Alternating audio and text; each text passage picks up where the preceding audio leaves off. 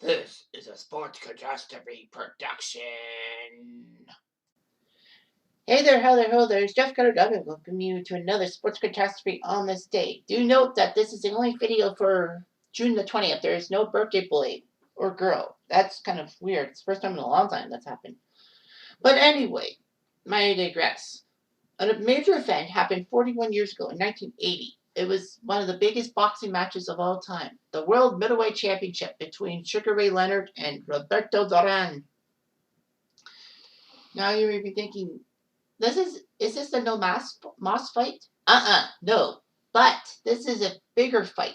The first encounter, because call it national bias if you want, but it was held at Olympic Stadium in Montreal. And this was for the linear welterweight titles. So basically, it was huge. They announced the fight May 9th of 1980 for June 20th, a Friday evening at Stade Olympique in Montreal. Remember, Olympic Stadium was open air at that time, so basically it could have been weird.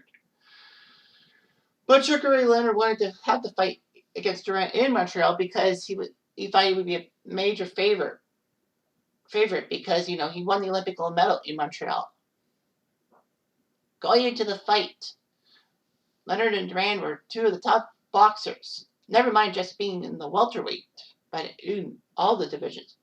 Sugar Ray was 27-0 after taking care of Wilfred Benitez. Duran was a 6-year champion in the lightweight and decided to move up to welterweight, where he was 8-0 before facing Leonard. It was supposed to be the highest grossing in boxing history, and basically Leonard was given $9 million payday and Duran $1.5 million for the fight. And this is 1980 money still too. Just prior to the bout, Leonard and Duran would both have health scares. Duran went through a heart exam, and after it was revealed that there was an abnormality in his heartbeat, a cardiologist was called in. But basically, the abnormality was common in a well-trained athlete, and Duran was cleared to fight. Leonard thought he had a virus. So anyway, there were 5 fights on the card. The first fight was a giant fight between Quebec's Gaetan Hart and Cleveland Denny, as Gaetan would TKO Denny and win. Middleweight, another Quebecois fighter, Fernand Marcotte, would face Eddie Mello into a tie. The next match was a heavyweight belt between Trevor Burbick and John Tate. Trevor Burbick was a Canadian champion. I know he was born in the Bahamas, but he was basically training in Canada. And John Tate was also a great heavyweight contender, but Tate suffered a few massive losses. And the match on June 20th, 1980 would be no exception, as Trevor Burbick somehow, early in round 9, KO'd John Tate, and it was a massive moment in history. I still have the video on my computer. It's like amazing how Burbick defeated Tate. And then at light middleweight, Roger Leonard, that being Sugar Ray's brother, took on Guelph, Ontario's Clyde Gray, who was once considered to be a middleweight contender for a belt, but never got it. Roger won by split decision. And then here comes the fight. Duran versus Leonard. Now, the problem was Leonard thought he was going to be the big cheese in Montreal and all that, but fans were booing him mercilessly. But that was mostly after Roberto Duran came down to the ring with Don King and basically with his entourage and waving Quebecois flags, the Quebec province flag, or the fleur-de-lis, if you will. So basically, Duran made himself a favor against Sugar Ray Leonard. I guess it was anti-American bias. But what can you do? It's Canada. So anyway, it was a back-and-forth contest. Duran was actually the aggressor more often than not and got a unanimous decision victory. The success rates of punches were actually close. Very close. Sugar Ray had to make adjustments late in the fight.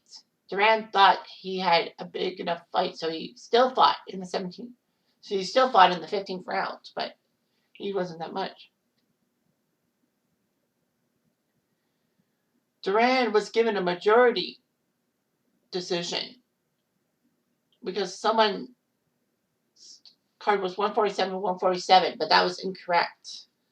Duran would win the fight 145, 144, 148, 147, and 146, 144 on all three judges' scorecards. So Duran, who was 71-1 headed into the fight, beat the 27-year-old Sugar Ray Leonard.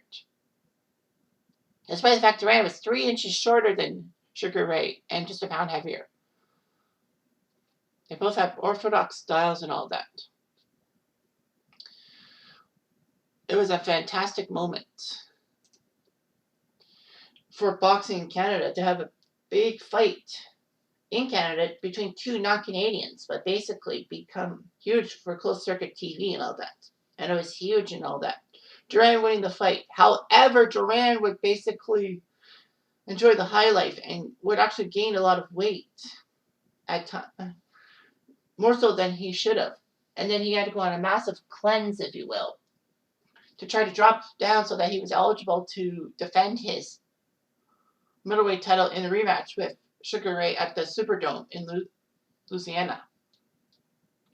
Mostly because of that and Sugar Ray's tactics, Duran waved his glove with no moss and all that. I think that basically losing a lot of weight so fast and all that can ruin a person's body and all that. Gaining a lot of weight in a short amount of time ruins people's lives. But anyway, Roberto Duran kind of learned his lesson. He's still a superstar boxer in my mind. And Sugar Ray, he's okay too. Anyway, I'm Jeff Diamond. I do.